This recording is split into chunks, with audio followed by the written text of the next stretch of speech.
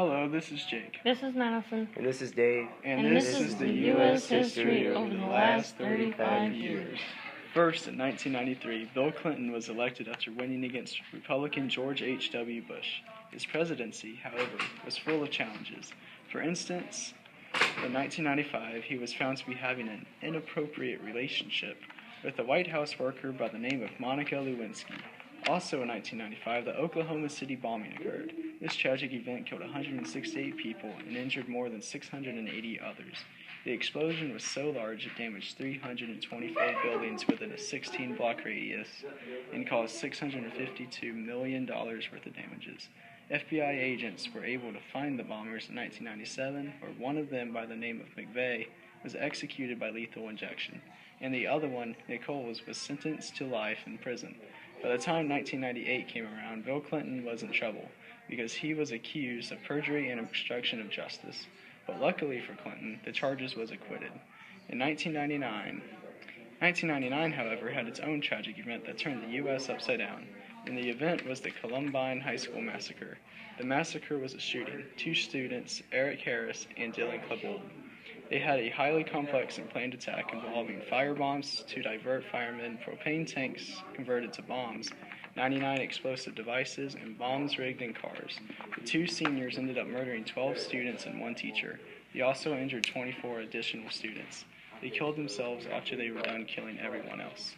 And that sums up Bill Clinton's presidency. Now off to Madison with George Bush.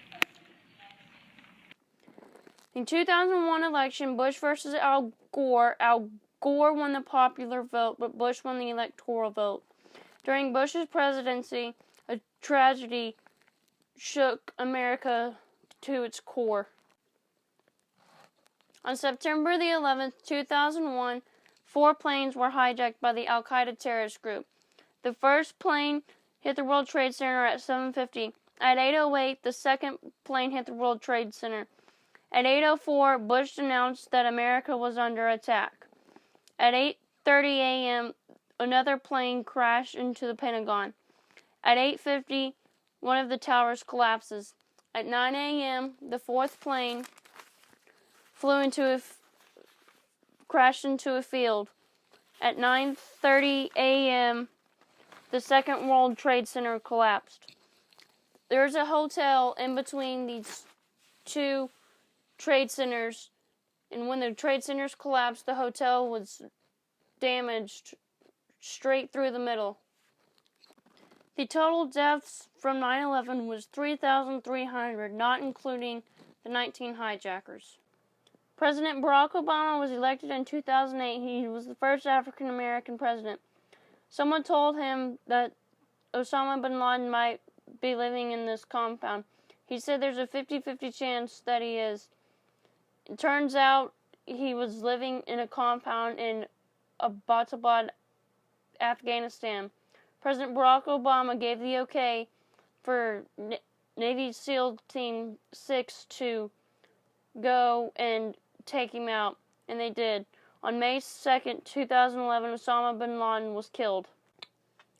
On May 2nd, 2011, Navy SEALs raided a compound in Afghanistan where they thought Osama bin Laden was living.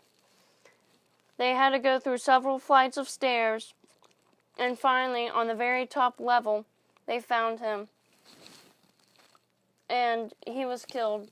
Then he was dumped over the side of a ship. This was a huge victory for the U.S. because he's the one who planned the attacks on 9/11. And he was the leader of the Al-Qaeda terrorist group.